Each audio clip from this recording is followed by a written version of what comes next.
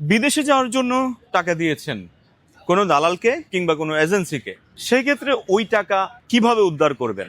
প্রায় আমাদের কাছে বিভিন্ন ব্যক্তি আসেন, এসে আমাদেরকে বলেন যে আমি অমুককে অমুক দেশে যাওয়ার জন্য 5 লক্ষ টাকা, 10 লক্ষ টাকা, 20 লক্ষ টাকা দিয়েছি, সে টাকা দিচ্ছে না, আমাকে বিদেশেও পাঠাচ্ছে না, গত 5 বছর ধরে সে আমাকে হয়রানি করছে, আমার টাকাও দিচ্ছে না, পাসপোর্টও দিচ্ছে না, আমাকে বিদেশও পাঠাচ্ছে না। আমি ওই ব্যক্তির বিরুদ্ধে মামলা করতে চাই।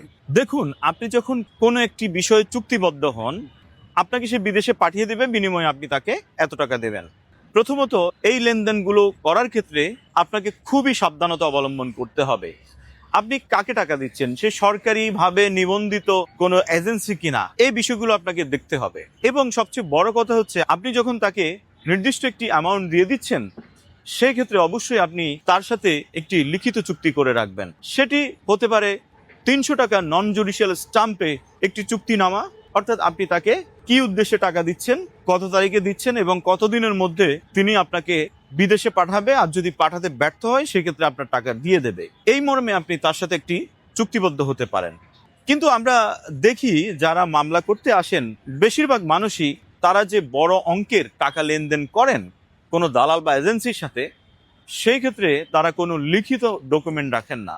শুধুমাত্র মৌখিক কথার উপর নির্ভর করে তারা বড় অঙ্কের টাকা লেনদেন করে ফেলেন এবং তাদের পাসপোর্ট দিয়ে দেন। ফলে ওই ব্যক্তি তাকে হয়রানি করেন দিনের পর দিন, এবং তার যে চাহিদা মোতাবেক বিদেশেও পাঠান না এবং তাকে টাকাও ফেরত দেন না। সুতরাং আপনি যখন কোনো ব্যক্তির সঙ্গে এই ধরনের লেনদেনে যাবেন, অবশ্যই আপনি একটি লিখিত চুক্তিনামা সম্পাদন করবেন। তার কাছ থেকে একটি বা দুটি সিকিউরিটি চেক নিয়ে নিতে পারেন। অর্থাৎ আপনি যখন আদালতে কোনো আইনি পদক্ষেপ নিতে যাবেন, আদালত আপনার কাছ থেকে একটি লিখিত প্রমাণ চাইবে। আদালতে মামলা করার জন্য অনেকে বলে থাকেন তার সাথে আমার ভয়েস আছে, তার সাথে আমার হোয়াটসঅ্যাপে চ্যাট আছে। আসলে এগুলো কোনো মৌলিক সাক্ষ্য না।